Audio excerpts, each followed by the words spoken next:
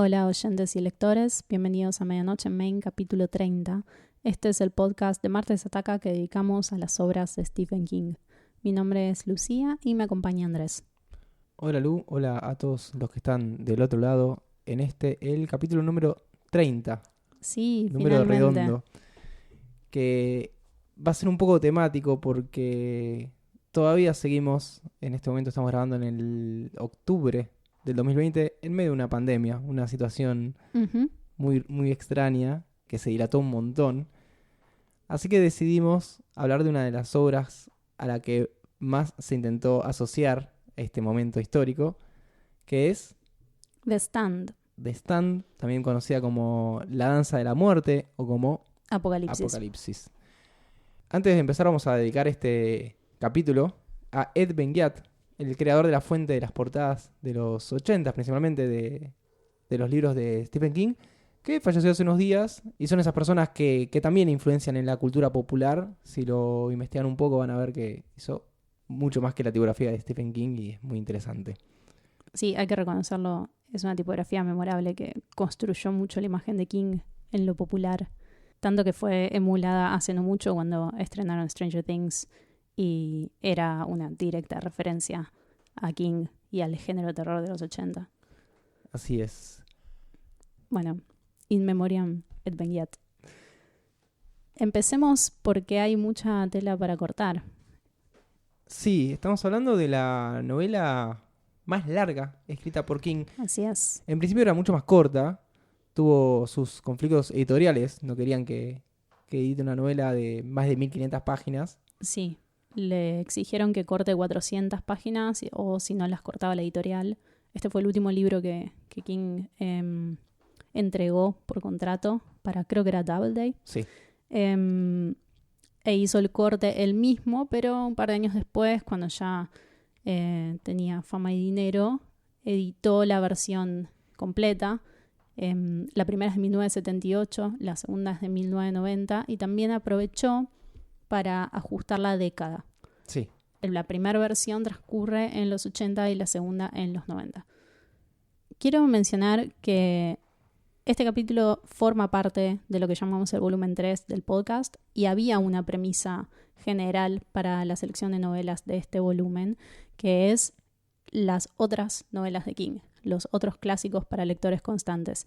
Me parece que Stand, a pesar de ser su libro más enorme, entra en esta categoría porque no es una puerta de entrada ideal al universo de King. En parte por la longitud, en parte porque es demasiado.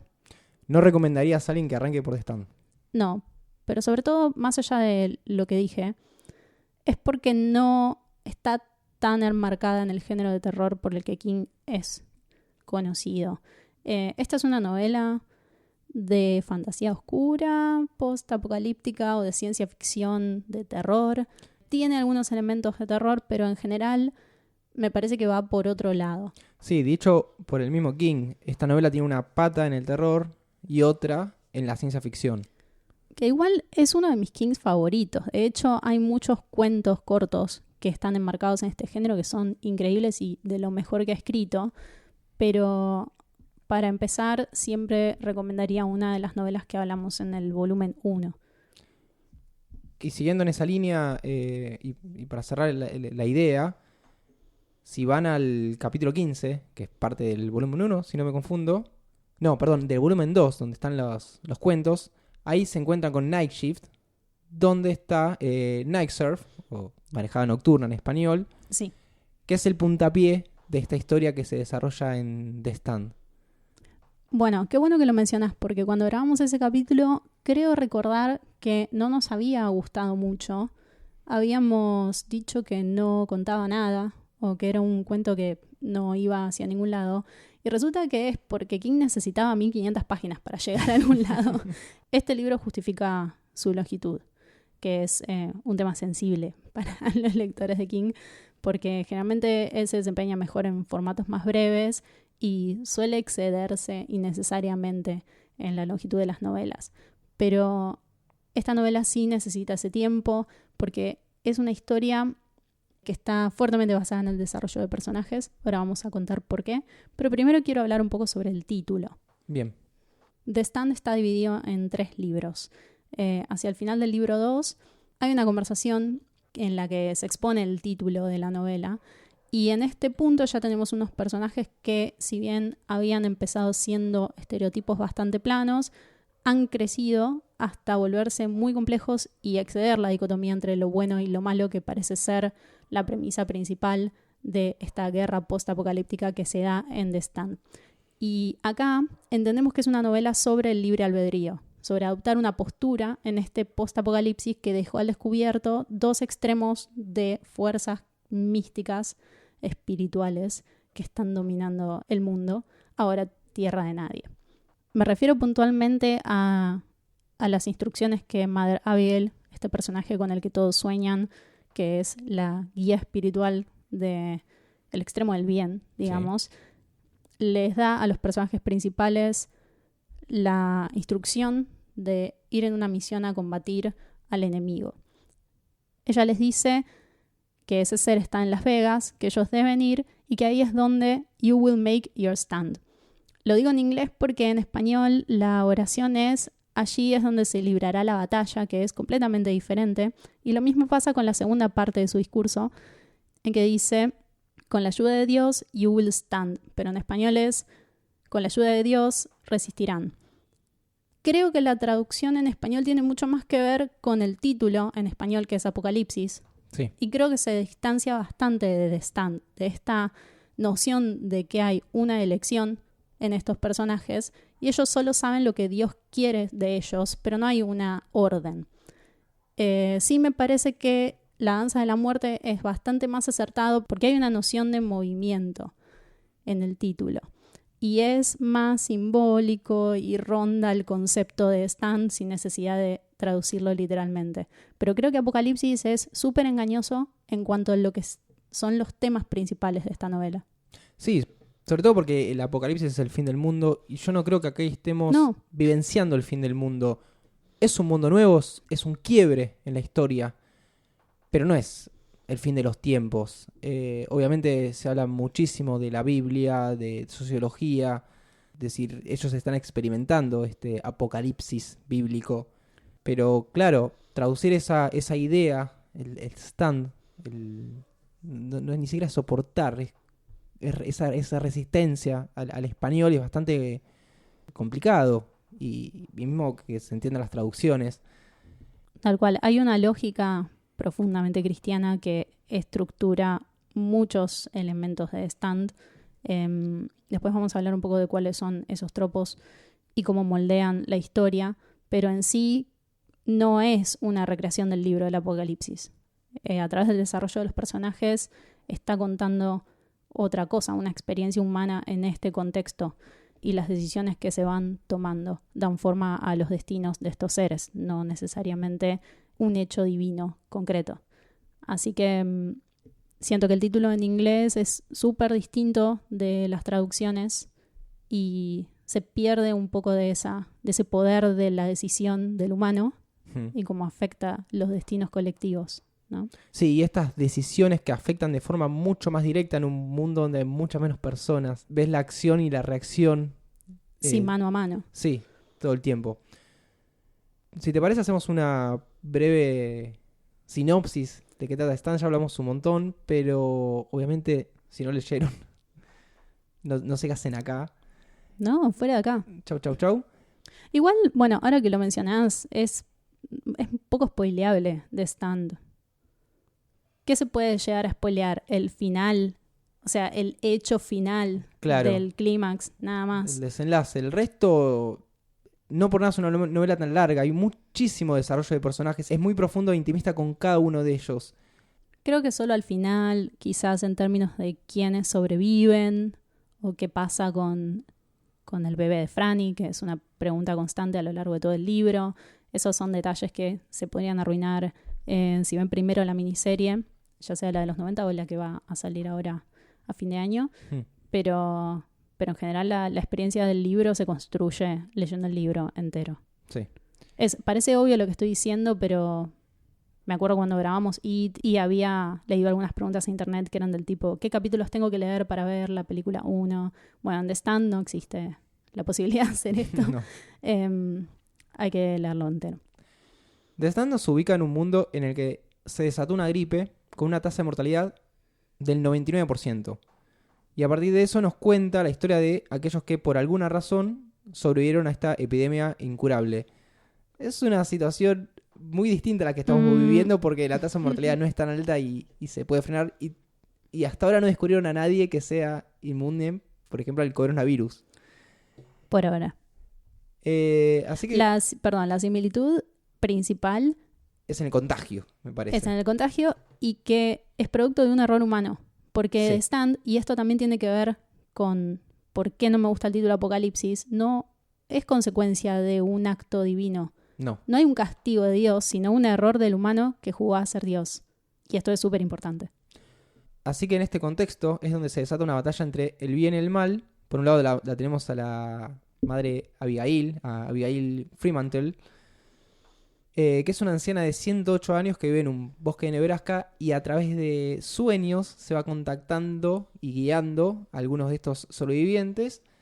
Y por otro lado tenemos a Randall Flagg, que utiliza este mismo método de los sueños, o más bien pesadillas, para reclutar seguidores. Y también los va buscando personalmente, porque Madre Abigail es un ser humano, Randall Flagg es un ser en parte humano, en parte, no sé si es un demonio, pero es algo medio místico, que está esperando a lo largo de la historia que pase esto.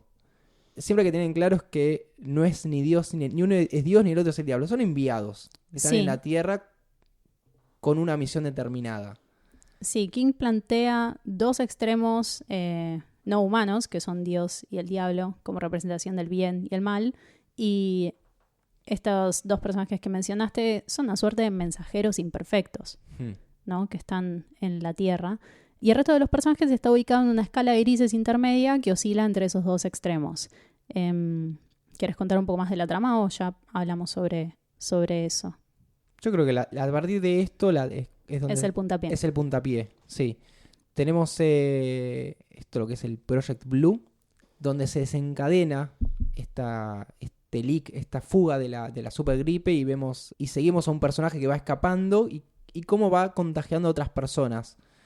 A partir de eso vamos conociendo varios grupitos de personajes. Uno que está en un pueblo, otros que están en la gran ciudad, al norte, al sur. Y hay algo que dice King, que lo dice después de haber escrito Stand, porque le parecía muy grandilocuente decirlo, que él intentó hacer una suerte de El Señor de los Anillos en Estados Unidos. Bien, esto se menciona cada vez que alguien habla sobre Stand. Es imposible no mencionarlo. Pero siento, sin ser muy experta en el tema, siento que en realidad lo que más se refleja es que ambas historias tienen esa lógica cristiana detrás. Sí. Pero sí, hay una fuerte influencia del Señor de los Anillos, de Lord of the Rings, y se menciona específicamente en la novela, se hace un paralelismo con las piedras que Randall Flagg otorga a sus sirvientes, aliados, no sé cómo llamarles, que es algo así como el ojo de Sauron. Y Randall Flagg en sí es como un tipo de figura omnipresente que todo lo ve. Pero hay algo en The Stand que tiene que ver con esta máscara de Randall Flagg, en que él no es un villano tan poderoso y tan omnipotente como es Sauron, que a quien no se le escapa una en Lord of the Rings. Randall Flagg, por el contrario, termina resultando más una construcción del miedo que un villano realmente terrorífico. Bien, la dinámica es que estos personajes sufren una atracción más o menos poderosa hacia alguno de estos dos extremos, Mother Abigail o Randall Flagg, y hay una constante lucha interna en busca de definir sus motivaciones más profundas para responder o no a ese tironeo. Algunos personajes lo sienten como algo casi científico, como una pieza de acero siendo traída por un imán, y otros como algo más místico, como el atravesar cierta frontera del entendimiento. Depende mucho del viaje de cada uno y de cuál es el lado también que los atrae. Pero lo interesante y me parece importante mencionarlo porque es lo que va a guiar el resto de los temas que hablemos, es que la historia no se cuenta a partir de hechos externos que afectan a los personajes, sino a partir de esta mismísima dinámica. Las situaciones que van definiendo los destinos de los protagonistas están generadas por el desarrollo de estos personajes personas, porque al final de leer esta novela sentimos que esas personas existen. Es un trabajo súper minucioso y detallado, como vos decías, intimista, que termina dando este resultado. Por eso mencionaba que las 1500 páginas son utilizadas con un fin. Todo punto de inflexión en The Stand es resultado de un proceso, ya sea positivo o negativo, pero siempre muy congruente con el camino y con el punto en el que está el personaje en cuestión. ¿Quieres hablar un poco sobre quiénes son estos personajes? Son muchos personajes. Son bastantes y, como decías vos, cada uno con su complejidad. Sí. Se puede llegar a hacer una división macro, que sería la de Boulder, la zona libre de Boulder y Las Vegas.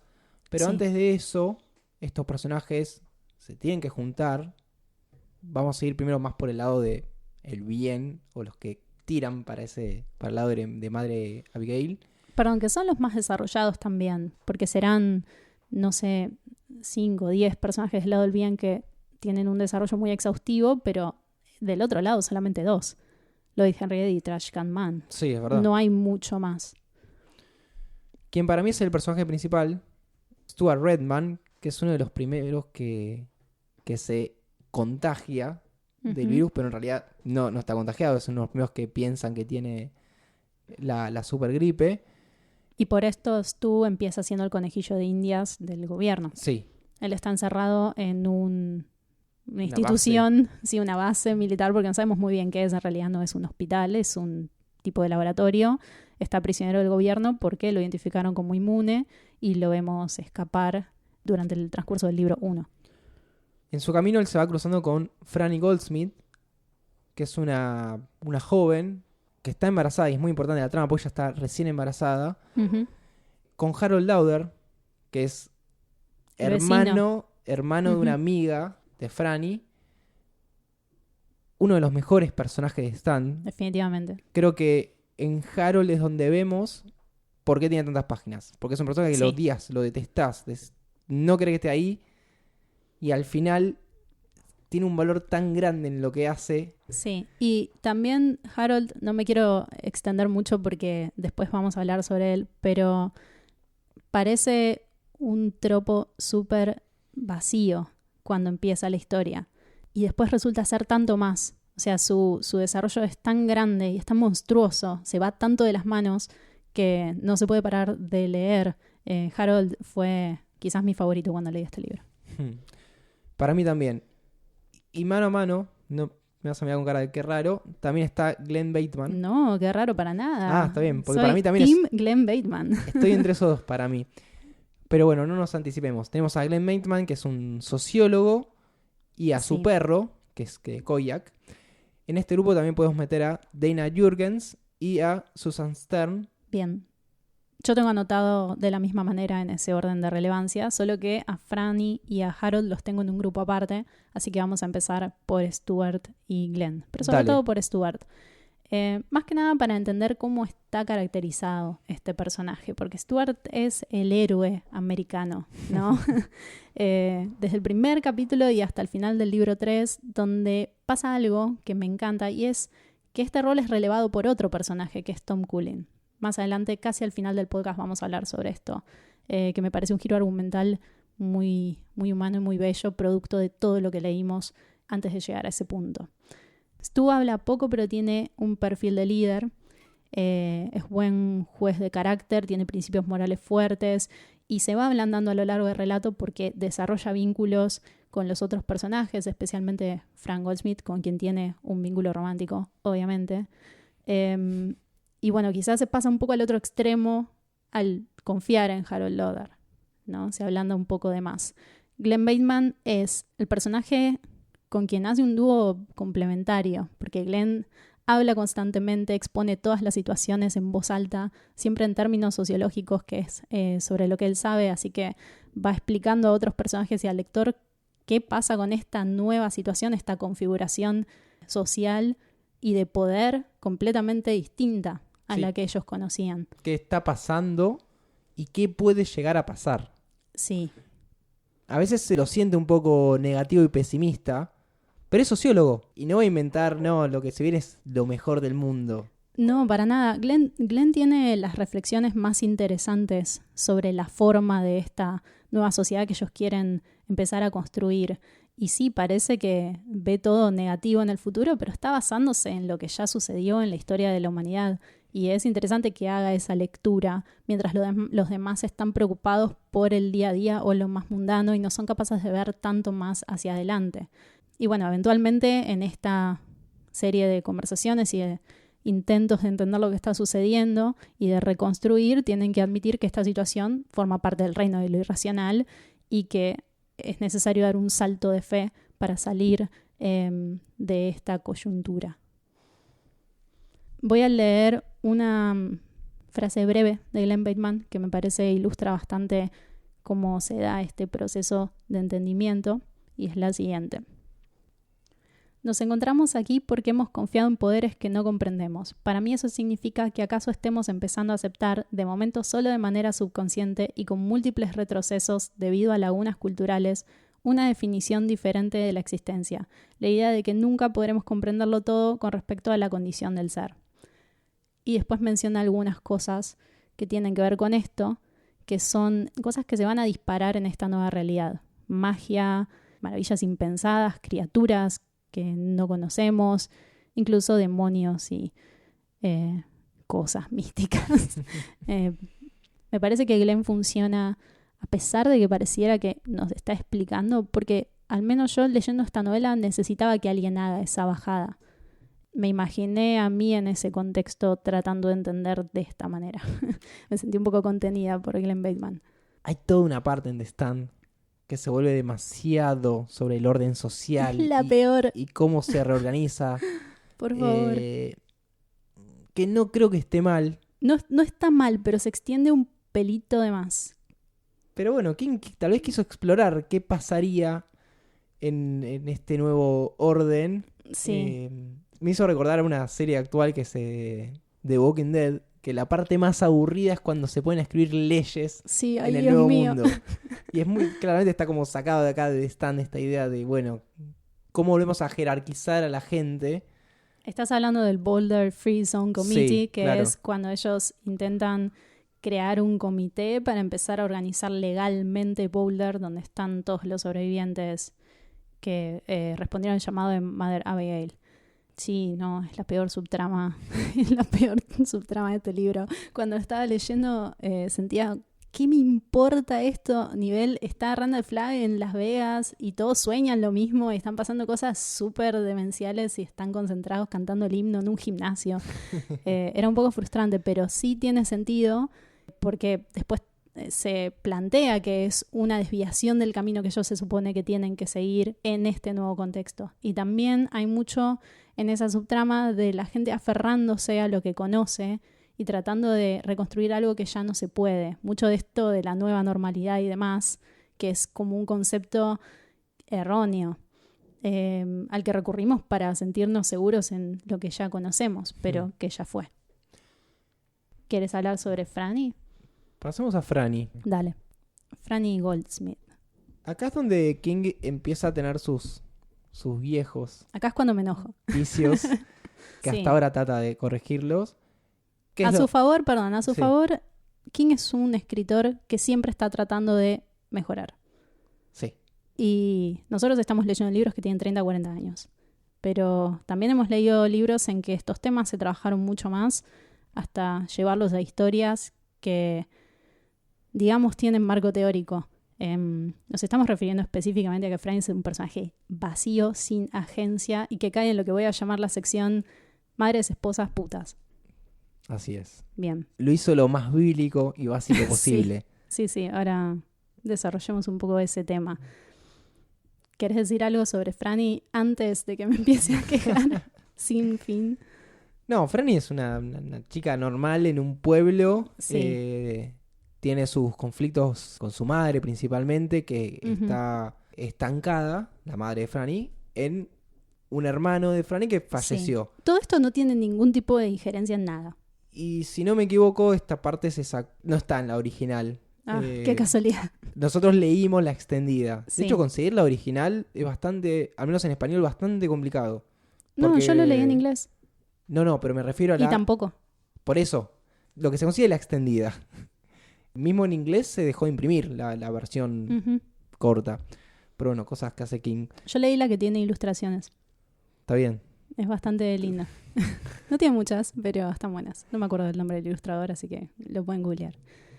Bien, sí, Franny tiene estas cosas que mencionás que forman parte de un intento de construcción de ella, pero no se ve en ningún lado este trasfondo en su accionar ni en su influencia en lo que les pasa a los demás. Ella funciona principalmente como la madre de lo que va a ser el primer bebé del post-apocalipsis y el interés romántico de Stuart y de Harold, que desencadena la traición de Harold a lo que es el grupo de los sobrevivientes de Boulder. Queda muy en evidencia, y cuando hablemos de otros personajes se va a notar más, que es un personaje muy pobre. Y el punto es que la mayoría de los personajes femeninos en The Stand están enteramente definidos por una o varias de esas categorías que mencioné: madres, esposas, putas. Ninguna tiene agencia real fuera de esos roles, con la única y ligera excepción de Dinah Jorgens, que después tiene un rol como una espía de Boulder, pero vamos a hablar sobre eso más adelante. Sí hacen cosas, pero siempre en torno a estos roles súper herméticos. Voy a hacer un repaso, un punteo para justificar lo que estoy diciendo. Ya dije que Franny es la madre de este bebé, la esposa de Stuart. Mother Abigail es literalmente la madre de todos. Nadine Cross, todavía no la mencionamos, pero si ya leyeron el libro puedo avanzar. Es la esposa prometida de Randall Flagg, la puta de Harold Lauder. De hecho, estas dos son sus únicas funciones en la trama. Para Larry Underwood, otro de estos personajes principales, todas las mujeres que conoce son madres o putas, hasta que llega una que es esposa, Lucy Swan. E incluso del lado opuesto, un personaje que está en Las Vegas, Julie Laurie, es una puta loca. Susan Stern y Dinah Jorgens, que podrían ser los dos personajes que tienen más relevancia en materia argumental, fueron rescatadas por un hombre de un zoológico de mujeres secuestradas y abusadas sexualmente. O sea, putas. Sí. Y nunca se construyen como individuos complejos o interesantes a pesar de esos pequeños roles que tienen en la historia. Acá entra la lógica cristiana de la que hablamos al principio. Hay muchos elementos, inclusive que están enmarcados en esa concepción del mundo, ¿no? Menciono algunos: la dualidad de fuerzas, los conceptos de mártires, de mensajeros, el peregrinaje, la penitencia, los sacrificios simbólicos, la mano interventora de Dios, sin ir más lejos. Y bueno, los roles de las mujeres encajan en esta lógica. Ahora, leyéndolo yo pensaba que en este mundo post-apocalíptico se supone que se enfrenta a la decisión de mantener o descartar ciertas estructuras. Pero no hay un replanteo del orden espiritual ni divino en el que entra este conflicto.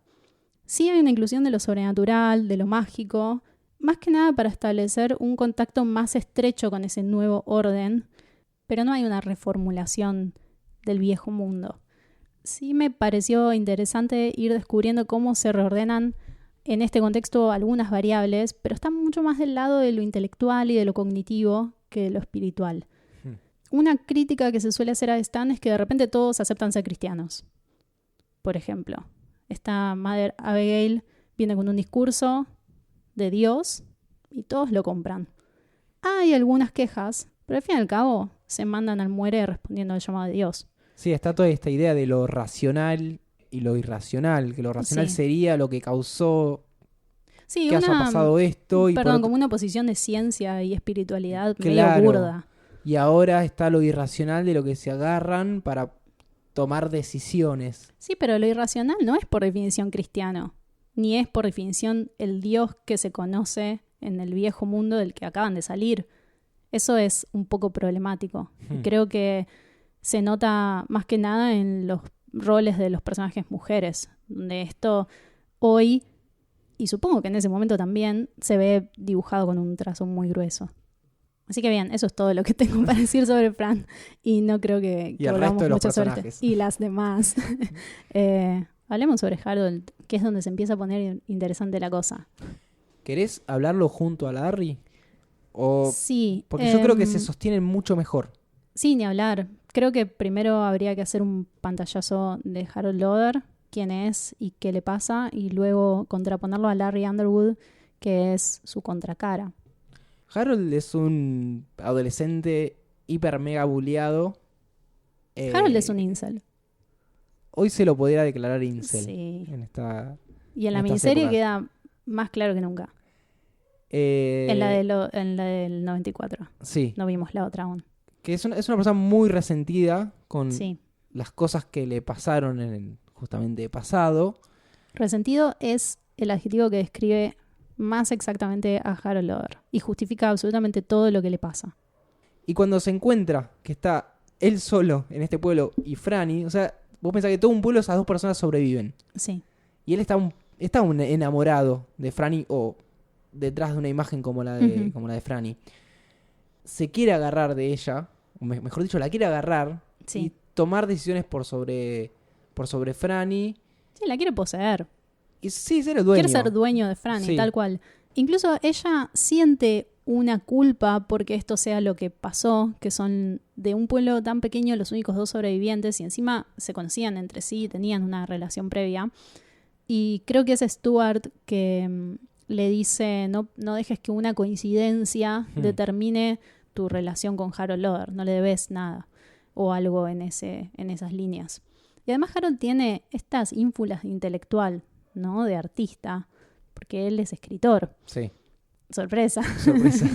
Ahí está Sí, el mira, escritor. a mí me ha pasado que me di cuenta muy tarde, Yo también. o sea, después de haber leído Stan y haberlo Sí. pensado todo, de que este era el personaje donde King se reflejaba más. Sí, y además, perdón, no es que no nos dimos cuenta que era el escritor, porque gran parte de la trama de Harold tiene que ver con que él escribe un cuaderno y lo hace desde un lugar autobiográfico.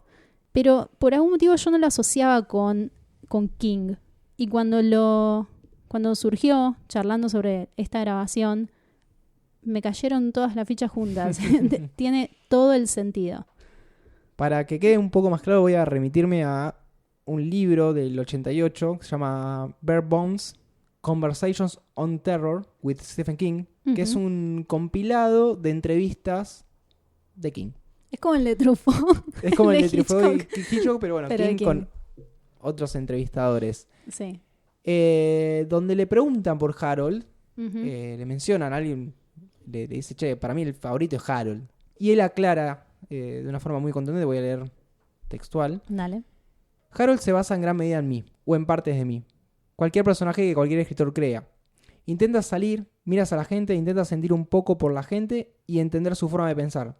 Pero Harold es un terrible solitario. Y es alguien que se siente totalmente rechazado por todos a su alrededor. Y se siente gordo, feo y desagradable la mayor parte del tiempo. Tiene otros hábitos en los que no entraré. Y a veces, hablando sobre el mismo King, solía sentirme rechazado y desagradable. Puedo recordar eso de la escuela secundaria. Y, por supuesto, Harold es un escritor frustrado. Pero en general, sí había un aspecto de Harold en mi propio personaje.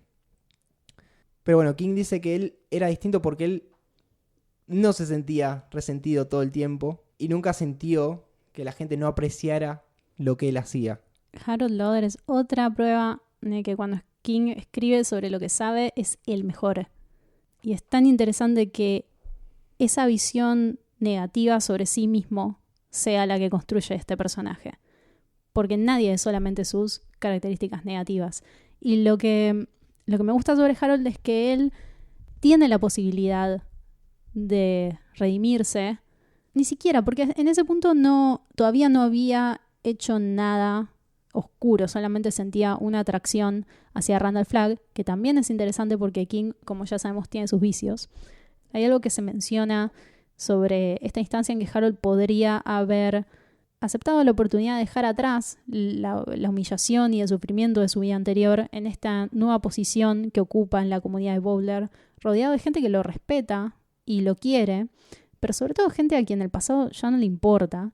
O sea, era en verdad una oportunidad de empezar de cero que Harold conscientemente rechaza. Y lo que dice la novela sobre esta nueva oportunidad es: aceptarla hubiera sido matarse a sí mismo. Y más adelante, en la nueva sociedad de la zona libre solo podía ser Harold Lodder. En la del otro lado de las montañas podía convertirse en un príncipe. El gran problema de Harold es que él está muy, pero muy atado al pasado. Sí. No sé si es por la presencia tan contundente de Franny, o sin Franny hubiese sido lo mismo, pero Buen punto. él no deja de pensar en lo que le pasó. Y no entiende que toda esa gente ya está muerta inclusive. Buen punto culpar a una mujer sobre tus propios problemas con los que no sabes lidiar. Es algo muy congruente con el personaje. Sí, sí, sí. Para mí, que esté Franny ahí es lo que más lo ata. Para mí, Sí. Franny es el pasado. Y él tiene una necesidad de ser alguien. Por Sí. eso King dice que es un escritor frustrado. Tal vez no en esta nueva sociedad quiera ser un escritor, justamente, pero él quiere ser alguien. Y Sí. cuando hay un ápice de Ujú. ser alguien importante en la sociedad, él quiere ser algo más. Y es cuando Randall Flagg usa ese deseo de ser más importante, como decías vos, de ser un príncipe, Sí. para manipularlo. Sí, en realidad lo manipula a través de su ambición, Claro. que es un sentimiento negativo en el caso de Harold porque lo lleva a un extremo, lo posiciona por encima de todo. Y por eso su arco termina siendo una tragedia. Me refiero a la caja en el placard, que es el momento más tenso de toda la novela, cuando Harold esconde una bomba en una reunión del comité y mata a un número de personajes principales. Y este acto lo sumerge por completo en la oscuridad. Es el último vestigio de su humanidad. Y él deja esa humanidad por la promesa de lo que le van a ofrecer en Las Vegas, incluso por la promesa de Nadine como un amante, como una mujer que él posee, que en realidad termina siendo él muerto en la ruta, abandonado por Nadine y utilizado por Randall Flagg. Él toma un mal camino y cuando muere lo reconoce. Él escribe una nota en la que dice que se equivocó, Sí. que fue, creo que dice misled, Sí, pero ya era tarde. y ya era tarde. Ya Sí. era muy, muy tarde. Pero está bueno entender que él sabía que le estaba pasando eso. Es que Harold es muy inteligente. Se daba cuenta que estaba teniendo un lugar y estaba siendo Sí. importante. Lo que pasa es que él canaliza su inteligencia y todas sus capacidades en darle de comer a su odio. Harold no es un personaje detestable de por sí. Él toma decisiones detestables con lo que él es. Y eso también es muy frustrante. Creo que es parte de por qué Stuart y Fran le creen. O sea, hay algunos personajes que están como un poco más en conexión con esa vibra mística que hay en The Stand, que pueden ver a través de Harold Lodder y se dan cuenta de que es un personaje nefasto. Leo Rockway, por ejemplo, o mismo cuando Larry Underwood llega con una idea sobre quién era Harold, porque viene siguiendo sus pasos a lo largo del camino hasta llegar a donde está el resto de los sobrevivientes, enseguida algo le hace ruido. Está bueno porque Larry lo va conociendo a través de los pasos y los actos que Harold va haciendo en su trayecto hacia Powler. Y ve que hay algo que está bien ahí. Es como para él, Larry llega como ¿dónde está Harold? Es tipo Sí. mi héroe. Sí. Porque hay toda una parte que hace muy bien Harold. Sí, igual yo creo que Larry, ahora vamos a hablar sobre él, es otro gran personaje. Creo que Larry está desesperado por buscar un reflejo de su propia redención como individuo. Hay algo en Harold en que él se ve, porque lo que creo que él esperaba encontrar era Stuart, Claro. pero lo que encuentra es a Harold. Y Larry funciona muy bien en contraposición con Harold, porque son personajes que tienen características similares, empezando porque los dos son artistas. Sí. ¿Hablamos sobre Larry? Sí, podríamos hablar sobre Larry y el grupito que lo rodea. Sí. Larry inicialmente está en California, creo, y él vuela a Nueva York. Uh-huh. Y cuando se desata esta epidemia, él está en la casa de la madre. Él es un rockero, vamos a aclarar bien el contexto. King también es un rockero. Sí. Si se le puede llamar rockero. Que la está pegando, que ya tiene un hit, Sí. que está ganando plata, ya la está desperdiciando, tiene muchos vicios, muchas malas juntas, drogas, mujeres. Obviamente acá de nuevo el rol de las mujeres en la vida de Todas putas. Larry son todas putas. Y la madre. Sí, podemos resumir en que es un tipo egoísta, narcisista y vividor. Sí, y él lo Y él sabe. lo sabe. Y él lo sabe. Eso es lo interesante de Larry. Lo sabe y no quiere serlo, pero no sabe cómo. Ahí es donde en esta New York postapocalíptica conoce a Rita Blakemore, Sí. que es donde él podría llegar a redimirse con esta mujer, que es una mujer mucho más grande que él, muy dependiente por cómo Sí. ella se describe, que no sabe hacer casi nada sola, e intenta hacer el trayecto con ella, Sí. pero falla. Y es algo que también él tiene una cruz enorme por el deceso de Rita, que él no pudo, que fue más fuerte que él. Él es incapaz de acompañarla y de contenerla. Y creo que hay una decepción muy grande para con sí mismo porque en este nuevo mundo, en este nuevo orden, tuvo la posibilidad de ser mejor y no lo fue. Entonces, Rita le queda a él como un tormento. Como una representación de todas esas personas que lastimó en la vida anterior y cómo está repitiendo el patrón en esta nueva oportunidad. Ahí es donde se ve un poco la idea esta del castigo, esta idea bíblica, porque él hace muchos kilómetros, tipo caminando o andando en moto muy despacio, porque está con todas estas imágenes de Rita muerta y la culpabilidad. Y la verdad que es muy interesante porque él con todos estos... Sí, perdón, culpa es una palabra clave Sí, para Larry. para Larry todo es culpa. Sí. Y en contraposición con Harold, él trata de, a pesar de lo que pasó, ser un poquito mejor. Sí, y trata de luchar contra su propia naturaleza, que es vividora y es cobarde. Pero él todo el tiempo está tironeando para el otro lado. Y Harold, por el contrario, se deja llevar. En el camino podemos mencionar a Nadine Cross, que ya habías hecho mención, y a Leo Rockway, Sí. que es un personaje rarísimo, que es este niño que está Sí. desnudo, que no habla, que intenta matar a Larry, que está con un cuchillo. Sí, Leo, Joe. Joe, Al principio es Joe sí. y después es Leo cuando finalmente puede decir su nombre. Y Nadine son quizás los dos personajes que están más en contacto con la magia que está rodeando esta situación. Leo porque tiene una lectura, no sé si por ser niño o por ser esta cosa extraña que vos describías, tiene una lectura metafísica de las personas. Y Nadine porque es la novia prometida de Randall Flagg, esta virgen que tiene que llegar hasta él para darle el hijo que va a gobernar el mundo. Leo tiene como un don ahí porque él puede replicar las cosas que hacen los otros. Por ejemplo, la parte Sí. que agarra la guitarra de Larry y empieza a tocar y aprende. Sí, está como fuertemente conectado con la humanidad de los demás. Eso es. Pero en sí son los dos personajes que están más embebidos en la irracionalidad de la situación. El arco de Larry Underwood termina de una manera completamente opuesta al de Harold Lauder y es con un sacrificio.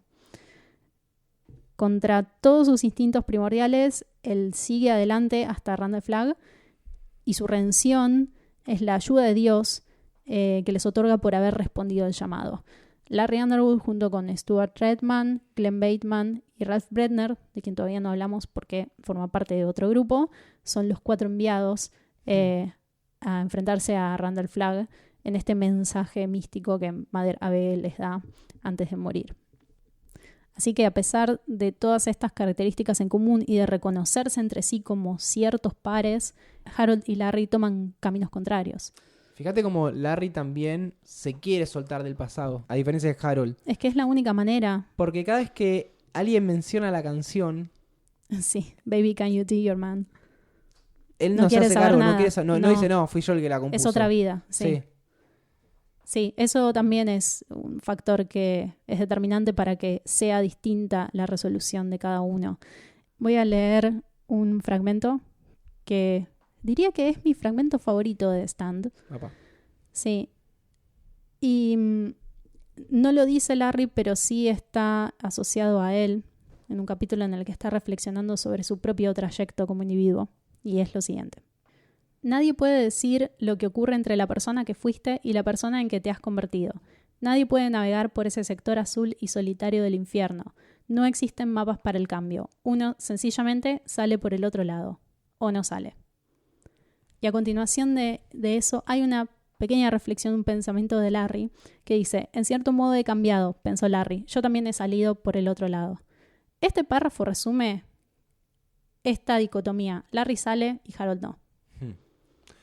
Y se puede vincular de forma muy directa con una secuencia de Stand, que es cuando tienen que atravesar un túnel en Nueva York. Excelente. Todavía está Rita ahí. Sí. Tiene una discusión sobre cómo lo van a hacer y cómo no. Y Larry se manda y es terrible porque es un túnel larguísimo. Está lleno de gente muerta. Sí, es y súper oscuro. simbólico. Sí. Y ahí es cuando él pierde la paciencia con Rita. Hmm. Sí, ese capítulo de Stan es un favorito de muchos. Y quizás uno de los momentos más terroríficos, con más elementos clásicos del terror como lo escribe King. Sí, eso para mí es una secuencia de terror, claramente, sí. Hay un grupo más. Yo creo que primero tendremos que cerrar este grupito de Larry. Sí, dale. Que son dos personajes más, que es Lucy Swan y el juez, Judge Farris. Ah, bien, pensé que no íbamos a hablar mucho sobre ellos, pero si tenés algo para decir. No, solamente eso, son como... Judge Farris es un personaje bastante agradable. Lucy Swan la recuerdo como una esposa. No hay mucho que decir sobre ella. Creo que Judge Farris tiene más relevancia cuando se da esta trama de los espías de la Free Zone. Sí. Que vamos a desarrollar un poquito más adelante cuando hablemos sobre Tom Cullen, que es lo que viene en este grupo de Nicandros. Bien. ¿Vamos con eso? Sí, vamos con el tercer grupo. Nicandros, Tom Cullen, Ralph Brender, los primeros que llegan hasta Mother Abigail.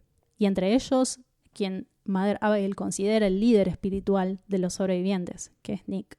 Se da una situación muy particular porque Nicandros es sordomudo. Sí, acá esto abre una puerta a hablar sobre tantas cosas que me parece son lo más rico de Stand. Y él se queda solo, o sea, hay toda una secuencia en la que él es maltratado, golpeado, se queda a cargo de una comisaría, después se queda a cargo de todo un pueblo. Sí, lo conocemos en una situación que pone muy a prueba sus discapacidades y también su espíritu. Y acá es cuando uno empieza a pensar cómo fueron seleccionadas todas estas personas. Sí. Porque hay una decisión divina de quiénes sobrevivieron y quiénes no. Es algo biológico, porque eso realmente nunca se sabe. Entonces están los que se tratan más a lo bíblico de, bueno, cada uno tiene una misión o simplemente sobreviviste. Y se pone mucho más interesante cuando Nicandros, yendo de pueblo a un pueblo en bicicleta, porque encima no conduce autos, llega a un pueblo donde está Tom Cullen, un gran personaje. Lo amo. Es una persona con retraso mental. Sí. No se entiende muy bien. Hay una parte que trata de describir cuál sería el término apropiado para referirse al tipo de discapacidad, supongo, que tiene Tom Cullen, y es que como que le faltan unas cartas en el mazo. Una cosa así. Nicandros lo podemos pensar como un espejo de Stuart Redman, ¿no? Uno es el líder racional, otro es el líder irracional. Y hay algo en su desventaja física, en sus dolencias, esto también lo presenta Tom Cullen, que King propone como mártir de una fuerza. Este concepto también es bastante cristiano. Y lo interesante sobre Nick es que esta amplitud espiritual, esta visión, lo va carcomiendo y lo lleva a tomar decisiones correctas, pero pierde parte de su humanidad en el proceso. Y esto sucede en el vínculo con Tom Cullen y en cómo él lee en Tom Cullen una capacidad de hacer algo que tiene un precio muy alto. Tom es un personaje que tiene la habilidad de entrar en trance y de abrir su mente por completo. En parte ligado a esta limitación intelectual. Y esto lo vuelve muy receptivo a digamos, las verdades, entre comillas, de este nuevo orden. Acá podemos hablar un poco sobre su rol como espía de la Free Zone, ¿no? Junto a Judge Farris y Dana Jorgens. Sí. ¿O querés contar un poco más sobre la caracterización de Tom Cullen? Porque es muy pintoresca y muy simpática también. Todo eso que hace Tom Cullen cuando queda solo en un pueblo y todas Sí. sus ideas de qué está bien y qué está mal. Y bueno, es una persona que no sabe leer ni escribir, que también es muy, se podría decir, divertida la secuencia en que Nick Andros trata de comunicarse y el otro no se da cuenta que es sordomudo, piensa que no le quiere hablar. Sí. Y le escribe y el otro dice no sé leer. Sí, y es interesante cómo Nick piensa, soy un sordomudo y él tiene una limitación intelectual. Somos las dos personas más inútiles para encontrarse entre sí, cuando en el transcurso del libro termina siendo completamente lo contrario. Porque esa unión es la que tiene toda la fuerza. Sí. Pero lleva mucho tiempo desarrollarlo para que nosotros nos demos cuenta de que este nuevo orden ya no responde a las características destacables del viejo orden. Puntualmente en una parte se menciona que los que están en este comité Sí. son gente que no, por ejemplo, son expertos en letras, en Sí. filosofía, en sociología, y es como el chiste ese de, hay un doctor en la sala, sí, yo, doctor en filosofía, Sí. bueno, se va a morir la persona porque no se para nada, Sí, sí. en este contexto. Y Tom Cullen es una persona que es lo totalmente opuesto, no es una persona estudiada porque no, sus capacidades no se lo permiten, Ujú. pero a la vez es una persona que para mí entiende mucho más lo que está pasando y por eso él se puede conectar Sí. tanto con Madre Abigail. Es como muy difícil la parte en que tratan de escribir qué pasa en la cabeza Sí. de Tom Cullen. Yo tengo pensado hablar un poco más sobre él al final, porque creo que es la estrella del final de este libro. Pero lo que me parece que pasa con Tom Cullen es que su mente es considerada una mente incapaz en la realidad que vivimos y de la que vienen estos personajes, pero en realidad lo que él tiene es una mente diferente. Claro. Su mente recorre otros caminos para llegar a ciertos puntos. Y es en esos otros caminos donde él tiene más dominio de esta situación irracional. Como decíamos, Tom es uno de los 3 espías que este comité decide, después de un montón de reuniones súper aburridas y un montón de transcripciones de esas reuniones que no le importan a nadie, deciden mandar 3 personas a Las Vegas, donde está Randall Flagg, para que espíen y traigan información. Sí. 3 de ellos proponen a alguien de su grupo. Larry elige a Judge Farris, Stu elige a Dana Jorgens y Nick elige a Tom Cullen.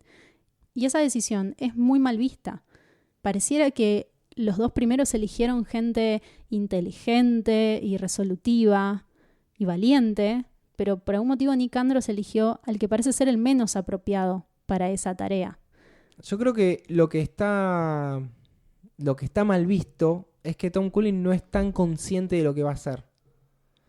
Porque, por ejemplo, el juez Sí, es viejo, él sabe que no le queda mucho tiempo de vida, ya sea haciendo Las Vegas o quedándose en la comunidad. sí, y Dana creo que está motivada más que nada porque quiere venganza. Claro. No sé si lo dice la novela, pero conociendo el trasfondo de ella, como la conocen, da un poco esa impresión. Y Tom Cullen está siendo manipulado. Sí, pero eso es un error. Ellos creen que lo están manipulando, ellos creen que él no entiende. Mm. Porque su manera de entender no es la misma que la suya, pero Tom Cullen entiende. Y cuando lo hipnotizan para acceder a esa parte de su mente que es capaz de retener la información, que son esos momentos de trance que él se toma para comprender, responde a alguien que no es el Tom Cullen que ellos conocen, responde el Tom de Dios. Porque la mente de Tom Cullen está como en otro nivel.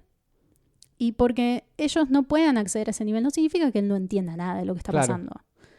Pero sí, esto tiene un precio alto para Nick Andros. Se siente un manipulador y un mal amigo porque lo está mandando a morir. Pero resulta que su liderazgo espiritual era real porque Tom es el único que vuelve. Y de hecho en su regreso, spoiler alert, le salva la vida a Stuart Redman. Sí.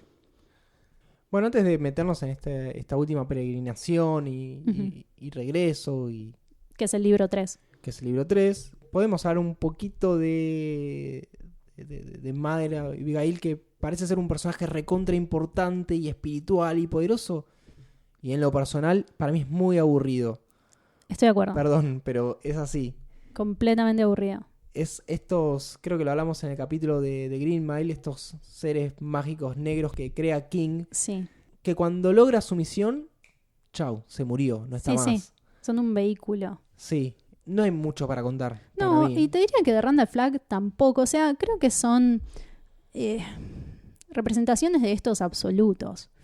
Y sí me parece que Randall Flagg es un poco más interesante en términos de cómo su engaño también tiene que ver con lo que es realmente. Con que, como le dice Glenn Bateman, no era tan monstruoso como parecía. Una vez que están cara a cara, él usa la palabra boogeyman para referirse a él. Coco. El cuco. Sí, escuchan el capítulo de The Outsider en el que decimos cuco muchas veces. Pero el cuco es este concepto, ¿no? De lo demoníaco, de lo desconocido. Eso es lo que genera el miedo. No tanto esta criatura enviada. Entonces, lo interesante que tiene Randall Flagg es cómo se le cae la careta. No lo tiene tanto Mother Abigail. Si bien hay como una cosa sobre ella reconociendo que cometió el pecado de la vanidad y que por eso se va a hacer como una cuaresma al bosque, no sé. Sí, como, no, eso no se sabe nada. pero es ¿Dónde como va? un viaje en torno a unos conceptos poco interesantes, que tienen mucho que ver con la penitencia, con Dios, es redensa con Dios. Y yo, como lectora, no encuentro algo interesante en ella que me ancle a querer saber más. Siento que es una marioneta de ese Dios.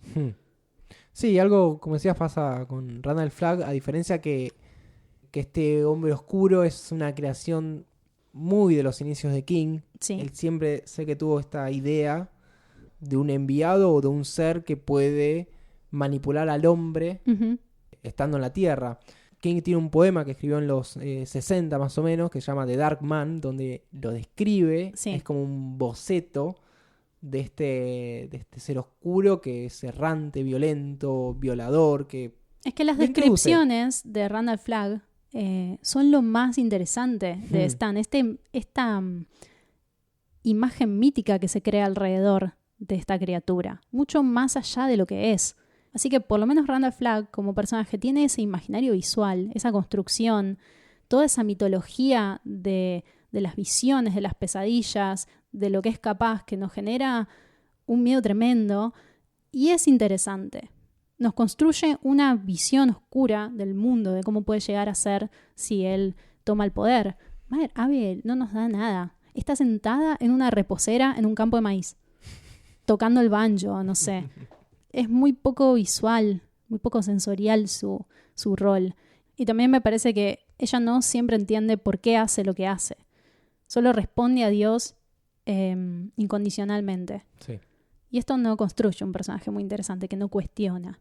Pero funciona bastante como Deus Ex Machina. Sí, cuando aparece de golpe Madre Abigail. Sí, aparece en la explosión, aparece al final para dar la misión. Es como aparece siempre en el momento justo, tiene un timing. Es muy interesante como estos dos personajes que parecen tan interesantes, al final no lo son. Sí, son más el símbolo de algo. Creo Sí. que tiene que ver con qué podemos construir alrededor de eso a medida que leemos. Y creo que Randall Flagg nos da mucho más con qué trabajar que Mother Abigail. Y todo el tiempo queriendo saber quién es, qué es. Que, Sí. que nos genera esa expectativa todo el tiempo King. Lo va describiendo de distintas formas, cómo se encuentra con algunos personajes, cómo los seduce. Sí. De ahí se desprende, bueno, ya hablaremos de Lloyd Y de Trash Can Man. y Trashcan Man, que son como sus sirvientes. Sí. Eh, Sí, creo que su poder es lo que nos atrae y nos lleva a querer saber más. Y además todo lo que narra sobre Randall Flagg le pone una dedicación y un amor a que sea una descripción poética, ¿no? Hay tantas expresiones para describirlo.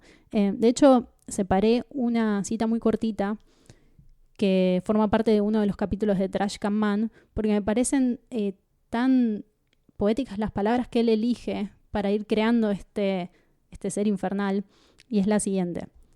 Él conocía muy bien a ese hombre oscuro. Suyo era el rostro que nunca podía ver con claridad, suyas las manos que reparten solo espadas de una baraja trucada, suyos los ojos que miraban a través de las llamas, suya la mueca de más allá de la tumba del mundo.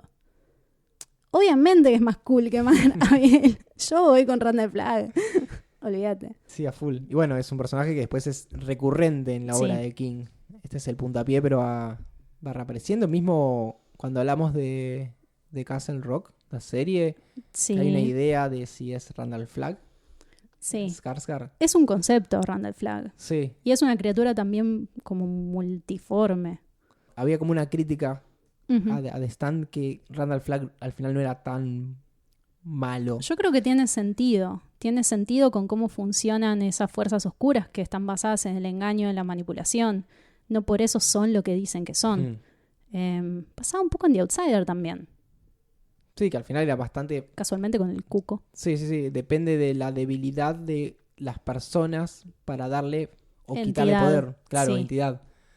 Sí, es una manipulación más interesante que la de Abigail Freeman, que tiene más que ver con una verdad absoluta comunicada por un Dios perfecto. Bien. Hay dos personajes principales del lado de Randall Flagg. Uno es Lloyd Henriette, su mano derecha, y otro es Trashcan Man, que a pesar de estar de su lado, es como un agente del caos, ¿no? Eventualmente no responde a nadie.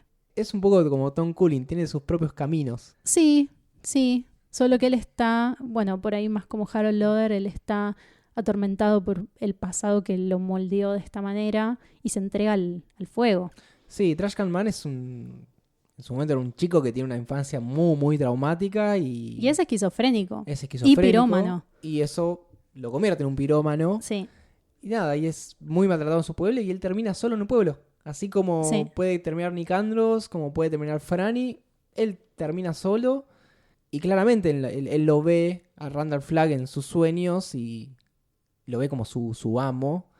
Y Randall Flagg lo empieza a usar para obtener armas. Sí. Porque él las huele, las percibe. Y ahí es donde radica también la peligrosidad. Porque vos tenés como un control muy, muy corto de esta persona / personaje. Sí. El tipo te obedece, pero... ¿Hasta dónde? Al chabón para mí le interesa más reventar cosas que Randall Flagg. Sí, tal cual.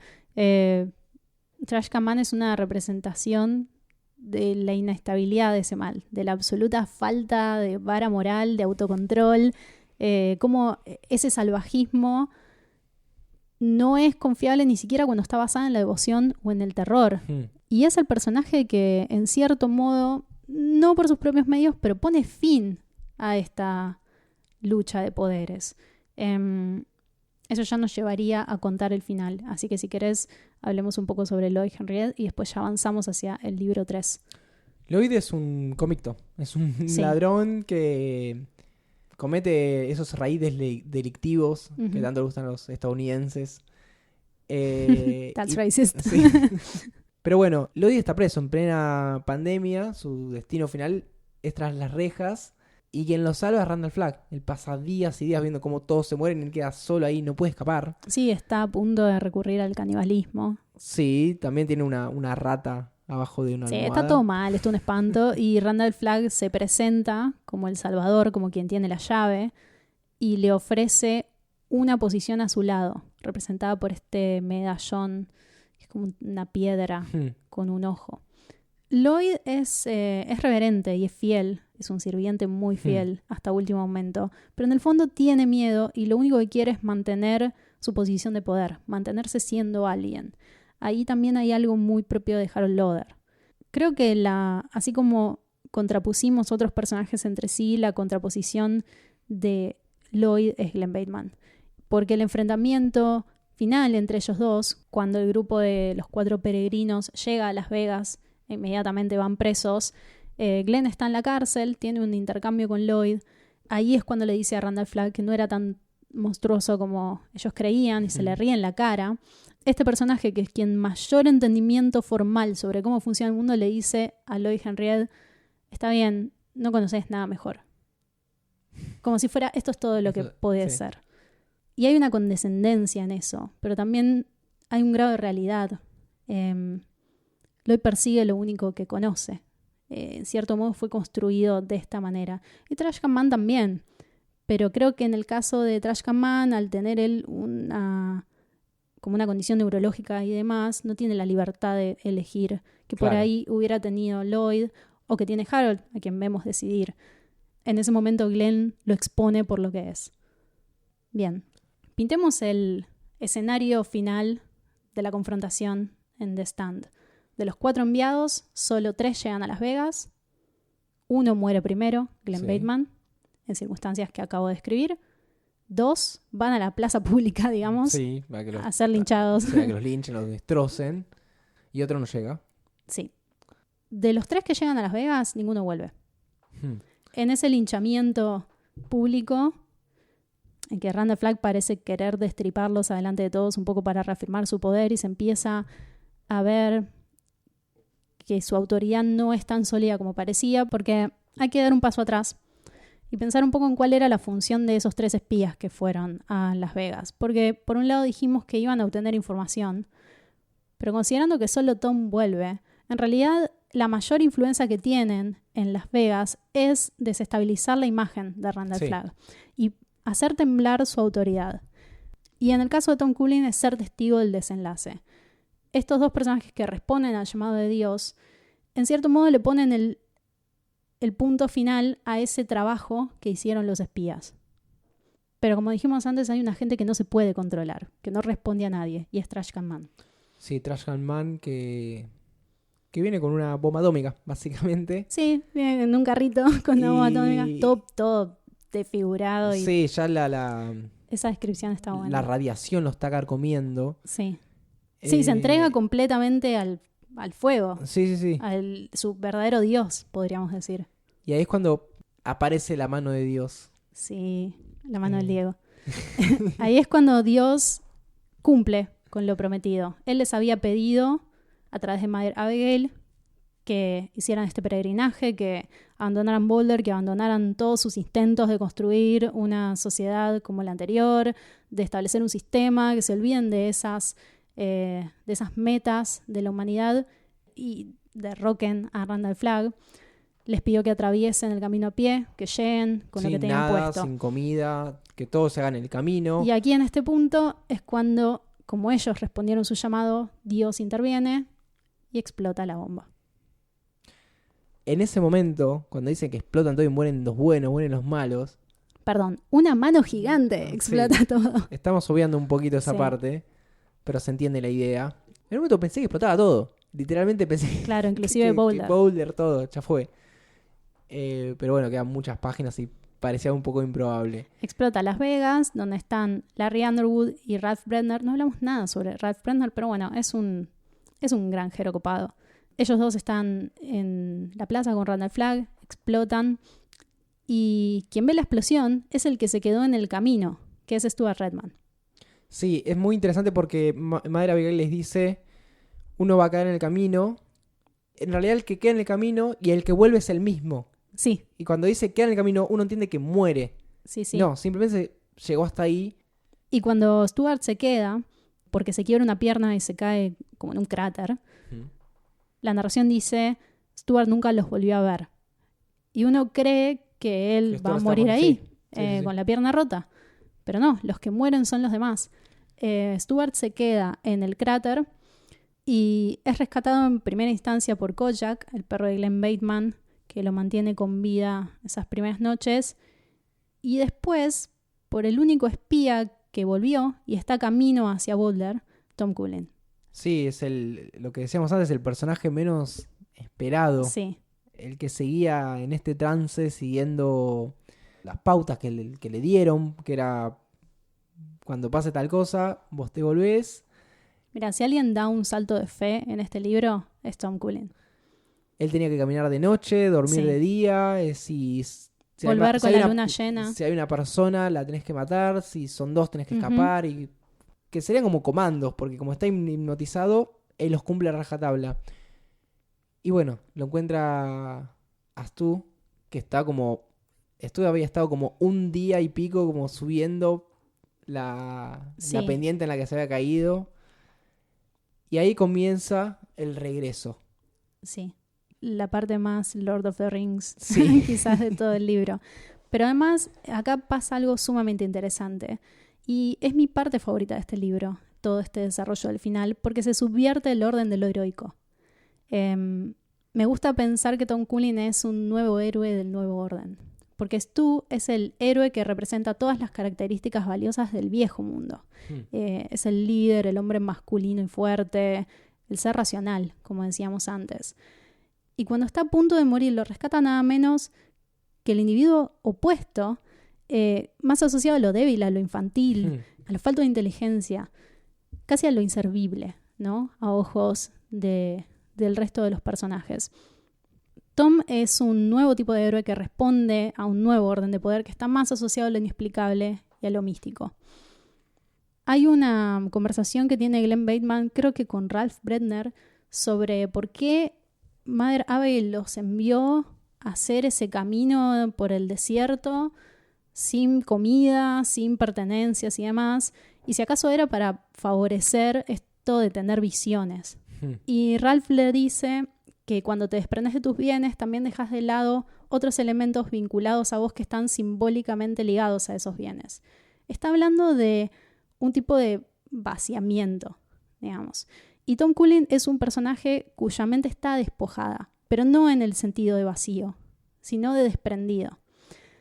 Y por eso se puede expandir a esas zonas, entre comillas, que los demás no alcanzan.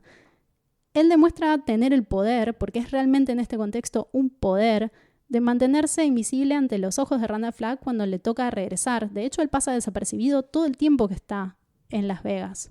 La única persona que lo reconoce es Julie Laurie, personaje que había aparecido antes cuando él y Nick estaban en un pueblo antes de llegar a Mother Abigail, muy al principio de la narración. Y además tiene la capacidad de comunicarse con Nick Andros, que en este punto de la historia está muerto. Sí, y es algo que él presiente, pero nunca lo llega a decir. No, o no lo quiere aceptar o... Él dice que lo sabía y no lo quería aceptar. Yo cuando leí ese...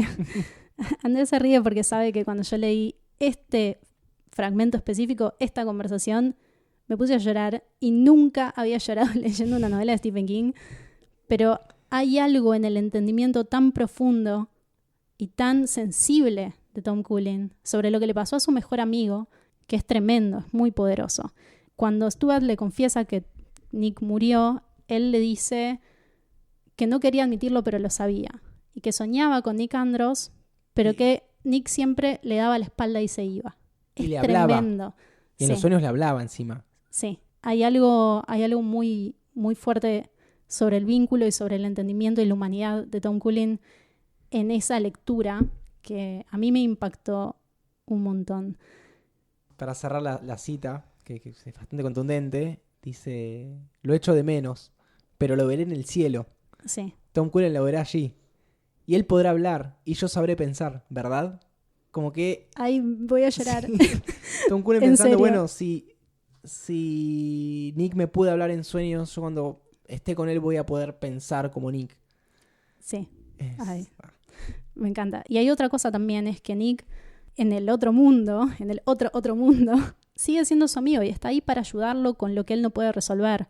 Porque en el largo trayecto de vuelta hacia Boulder, Stu tiene una neumonía y Tom Cullen lógicamente no sabe cómo cuidarlo, pero en sus sueños Nick le dice qué tipo de medicamento tiene que conseguir, cómo tiene que mantenerlo despierto, y así es como le salva la vida.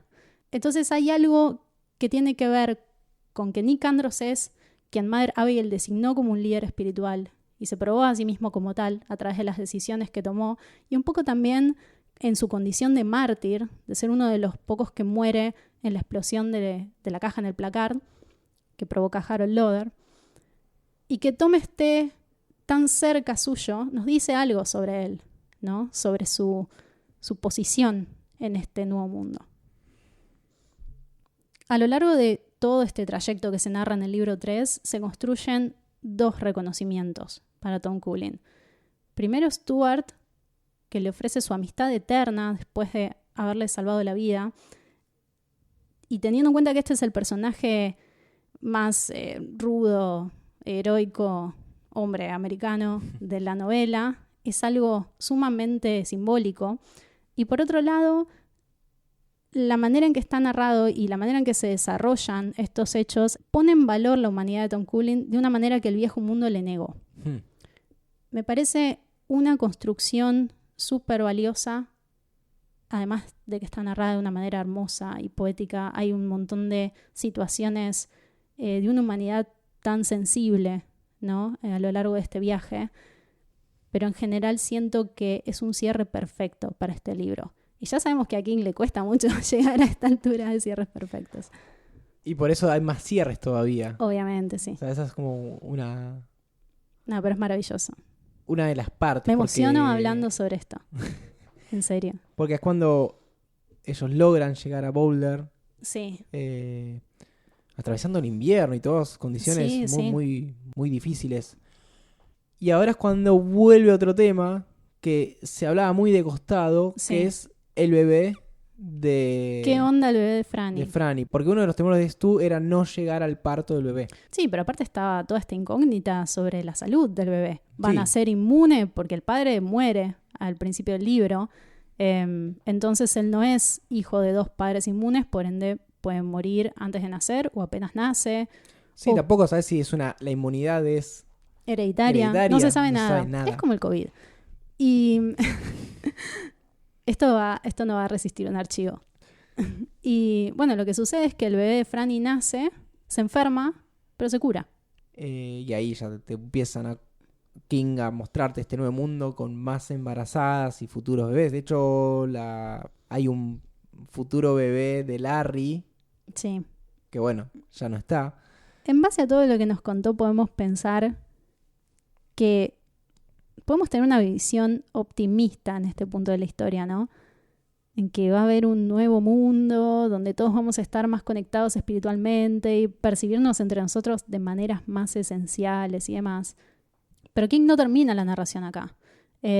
La última frase de este libro y la decisión que toman Fran y Stu de irse a vivir a la nada, lejos de todo este germen de sociedad, nos dice literalmente que la visión de King es que esto no va a perdurar. No vamos hacia un nuevo mundo, sino hacia un mundo cíclico que va a volver a cometer los errores que ya cometió. Así es, una rueda.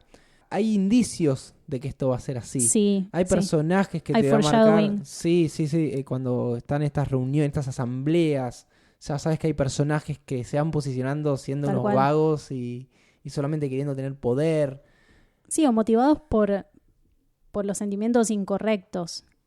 Y que creo lo que nos está mostrando es que no es que esa persona es mala, es del mal. Es Es humano. humano. Sí. Y tiene sus falencias y sus virtudes seguramente. Pero son muy pocos los personajes que peregrinan, que están tan en contacto con lo irracional. Sí, porque hay un montón de sobrevivientes cuya Son historia miles no y miles de conocemos. personas. Sí, y no tiene nada que nos interese a fines de lo que sucede en The Stand como historia completa, cerrada. Me parece muy interesante una cosa que dice Judge Farris cuando Larry Underwood va a preguntarle si acepta ser un espía de la Free Zone, porque es una visión tan clara de lo que va a suceder y la justifica de una manera tan racional que es imposible no entenderlo, porque la promesa de este mundo místico y espiritual es muy seductora o es muy esperanzadora hasta cierto punto, pero el tema es qué podemos hacer con eso. Lo voy a leer porque no lo voy a explicar tan bien como está dicho por el juez. Ninguno de nosotros desea asistir a portentos y presagios, aunque nos entusiasmen los relatos de fantasmas y las películas de terror. Ninguno de nosotros quiere contemplar realmente una estrella en el este ni una columna de fuego en la noche.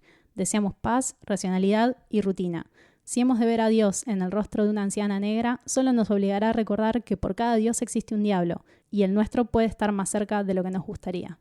Eso es lo que va a pasar desde el final del libro 3 hacia el futuro de la humanidad en The Stand. Vamos a seguir persiguiendo esa paz, racionalidad y rutina y cerrar los ojos a todo lo demás. Sí. Esto que mencionabas de la rueda que sigue girando está Ujú. como en un cierre que es tipo Sí. yo le digo el cierre Jumanji, Es que es igual. Es acertado. que nada, se da a entender que Randall Flagg sigue ahí, Sí. que va a seguir esperando una nueva oportunidad para que triunfe el mal. Sí, O que se mantenga en el mundo, porque también es negocio para Randall sí, Flagg. no es erradicable. Claro, va a seguir ahí. Y Te da a entender que la lucha no es absoluta, sino interna. La lucha es en tu vida, digamos. Es qué hizo cada una de estas personas con su vida en este contexto. Pero no existe la derrota del mal.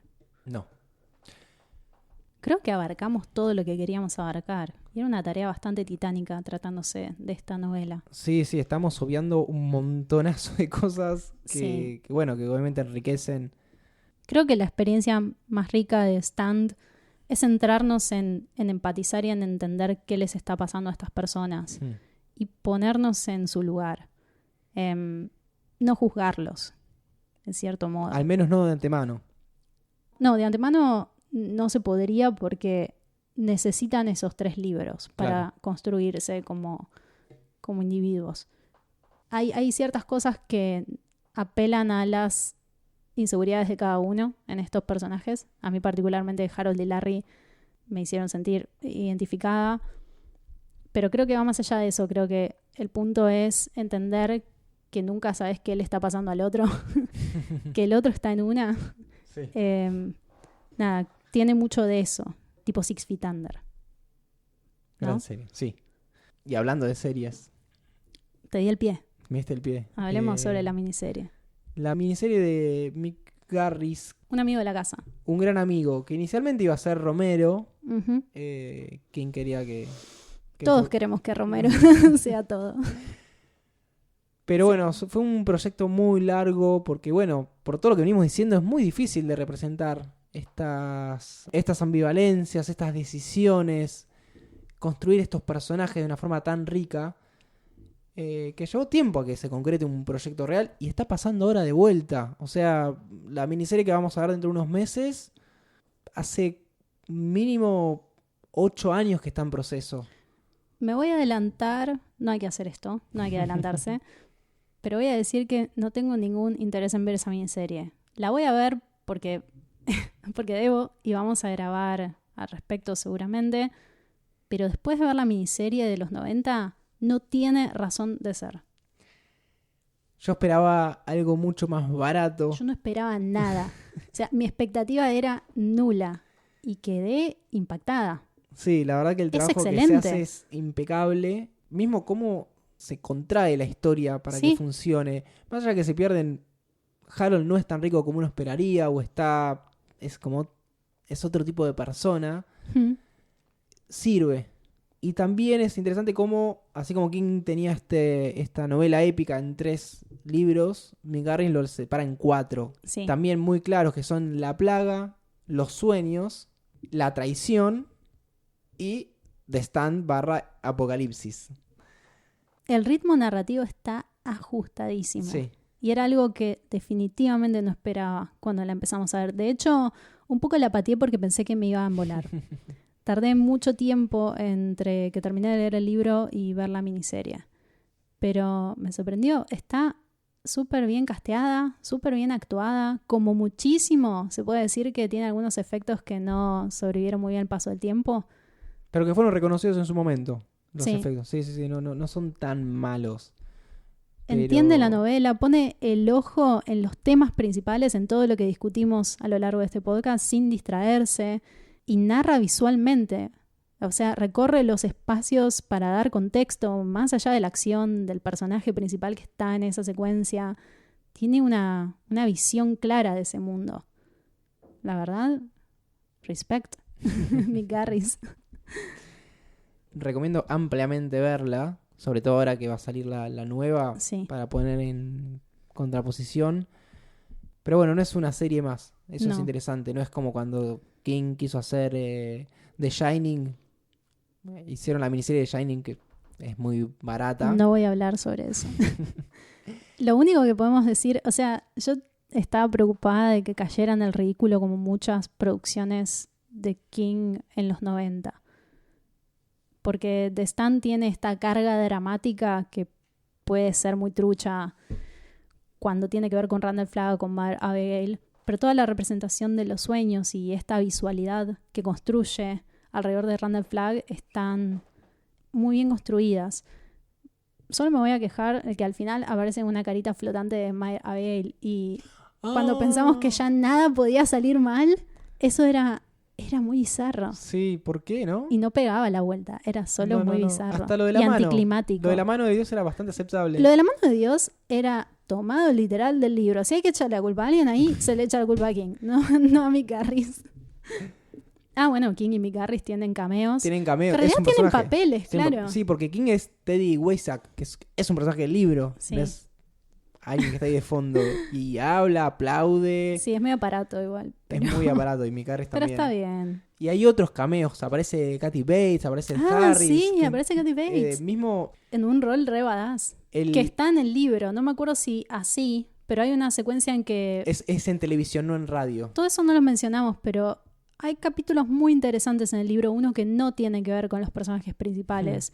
Uno de ellos es este que recorre cómo se está silenciando todo el tema de la supergripe por parte del Estado. Están reprimiendo gente, reprimiendo manifestaciones, medios de comunicación. Y la escena de Kathy Bates en esta serie es una periodista que está recibiendo llamadas de testigos de lo que está pasando y entran unos milicos y la matan. Sí, también hay un capítulo que es sobre otros sobrevivientes. Me gustó mucho. Por ejemplo, ese capítulo no está en la versión original. Que son los sobrevivientes que mueren por otras causas. Sí. El más rescatable es el del drogadicto, que el tipo sabía dónde estaba toda la droga de una mafia. Y nada, terminó muriendo de sobredosis porque no podía soportar tanta droga. Sí. Ese capítulo es innecesario, pero le da cuerpo. Sí, da mucho contexto. Parece un cuento corto en la mitad de la novela. Sí. Bueno, The Stand está en general plagado de referencias a la cultura pop del momento en que sucede la pandemia. De hecho, Franny lleva un diario donde anota las cosas que siente que se está empezando a olvidar del mundo que ella conocía. Y la miniserie tiene también bastante de esto. Creo que el mundo está bien construido. Me encanta cómo crearon esas decoraciones que Tom Cullen hacía en su casa y en los lugares donde se quedaba varado. Sí, hay mucha dedicación en esas partes para entender el personaje de Tom Cullen. Sí. Me encanta cómo está caracterizado en la miniserie. El actor se llama Bill Fagerbakke y es la voz de Patrick en Bob Esponja. Lo tenía que decir. Y mi otro favorito es Miguel Ferrer, obviamente. Miguel Ferrer haciendo de Lloyd. Sí. Blessed. Pero los actores son todos buenos. Gary Sinise también. Sigo sorprendida de lo buena que es esta miniserie. La verdad que no me lo esperaba. Aparte está en un nivel en que la televisión no necesariamente estaba en 1994. Hubo momentos que me dijiste, esto tiene como algo de Twin Peaks. Sí, yo sentía que tenía una idea de Twin Peaks. O sea, no es una serie barata. O sea, ABC se hizo cargo de una superproducción para tele, que en su momento no se metía tanta guita en televisión. Claro. Al menos no para una miniserie. Pero bueno, también tenemos cameos. ¿Viste que hay el típico loco que va gritando es el fin del mundo, es el fin del mundo? Sí. Que es un negro alto. En New York, donde está Larry. Ese es Karim Abdul-Jabbar, jugador de la NBA. Sí. Sí. Y también aparece, Sam Raimi. Se cobró un montón de favores, mi Carrie. Sí, no, a full. Sam Raimi me acordaba. Sí, está también Tom Holland, que es el director de Chucky. Está el director de El Hombre Lobo Americano en Londres. John Landis. Sí. Pero bueno, The Stand es una novela muy importante y supongo que habrá formado a muchas de estas personas que estamos mencionando. Claro, porque cuando la miniserie salió, el libro ya tenía como 15 años. La serie es del 94 y la primera versión de The Stand es del 78. Y la segunda del 90. Sí. Así que agarraron como la cresta de la ola de la reedición. Es muy recomendada esta miniserie y estamos ahora expectantes de saber qué van a hacer. Sí, pero ahora mis expectativas ya están por el piso. Me pasó lo mismo con Dune. ¿Qué tiene que ver Dune? No, que la David Lynch es tan personal y es tan buena que todas mis expectativas por la nueva versión medio como que se pincharon. Y en este caso me pasó lo mismo, cuando salieron los afiches de The Stand. Igual tengo que admitir que todavía estoy un poco emocionada porque Randall Flagg sea Alexander Skarsgård. Porque Sí, yo ahí- siempre a favor de los villanos suecos en las adaptaciones de King, este ya es como el tercero o el cuarto. Así que en ese aspecto puede haber algo que me interese. Sí. Pero el resto del casting, la verdad, es la nada misma. Bueno, ya tendré un Ya espacio donde pueda lloriquear sobre esto. Ya veremos, pero bueno. Por ahora, vean la miniserie de 1994. Tiene 4 capítulos de 1 hora, 1 hora y media. Sí, son... Nada, está bueno verla como fue emitida, que es sacaron uno por día. No sé si da para verla de una, porque es bastante agotador. Sí. Y no se van a aburrir. No se van a aburrir, eso seguro. Así que bueno, creo Bien. que con eso Lo hicimos. lo hicimos. Feliz Leímos- cumpleaños, Medianoche Main. Sí. Felices 30 capítulos. Leímos de estando, lo tratamos de entender, lo analizamos. Leímos de estando en plena pandemia. Sí. A ver, el compromiso. Vos leíste antes de la pandemia. o Yo sea, lo empecé antes y lo terminé. Por suerte, lo que había leído ya era toda la parte de la descripción de los síntomas. No hablamos mucho de eso, pero el superflu es como una gripe que te hincha la garganta y te caen todos los mocos y te atorás de mocos. Es como una cosa espantosa. Entonces, cuando empezó todo esto del COVID, yo ya había leído la peor parte. Y solamente lo terminé, me faltaba creo que 30%. Pero fue apropiado, o sea, me dio como otro punto de vista de la situación. Me situó en este escenario en el que me dio lugar para reflexionar y pensar qué es lo que se viene. O sea que si nos guiamos por la deducción final de Stan, Y yo estoy de acuerdo con esa nada va a deducción. cambiar. No, nada va a cambiar. Yo creo que ya hay primeros indicios de que nada va a cambiar, porque los primeros meses había una suerte de promesa de una... Vamos a salir mejores de esto. Claro, vamos a reflexionar, vamos a tener otros hábitos, vamos a entender mejor cómo nos afectamos entre nosotros, como en The Stand. Y luego a lo largo del tiempo eso se va debilitando y se va volviendo cíclicamente al punto inicial. Y en esta nota tan esperanzadora y positiva, vamos a cerrar este capítulo, número 30. Luna. Así se deletrea Medianoche en Maine. Sí, ese va a ser el tweet. Queremos mandar un saludo a todos los oyentes que cada tanto nos escriben y nos miman diciéndonos cosas Sí. muy, muy lindas. Esta semana recibí un mail tan lindo que lo quiero agradecer públicamente. Guillermo, gracias por tu mail. Así que nos pueden seguir escuchando y escribiendo. Gracias por reconocer el esfuerzo que hacemos y la dedicación que le ponemos a que cada episodio sea un episodio distinto y Sí. no un episodio más. Sí, y entender cada libro como una nueva oportunidad de leer a King de una forma distinta, ¿no? Desde otros lugares, a partir de lo que nos propone en esa novela en particular.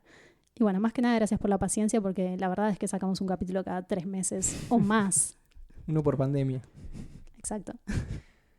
Así que bueno, esto fue Medianoche en Maine. Nos están escuchando en martesataca.com.ar. Nos encuentran como siempre en Spotify, en Apple Podcast, donde nos pueden seguir y suscribirse. Así esas mismas plataformas les recomiendan que escuchen los nuevos episodios. Y las reseñas son bienvenidas en esos También, canales. sí, y compartir este podcast con sus amigos y conocidos. Abrace a un lector de King hoy. No lo hagan, que hay COVID. Sí, no, hoy no. Nos pueden escribir en @martesataca en Twitter o con el hashtag Medianoche en Maine. Y eso es todo. Fin de los avisos parroquiales. Gracias por escuchar. Mi nombre es Lucía Mi nombre es Andrés. y les deseamos buenas medianoches. Chau, chau. Adiós.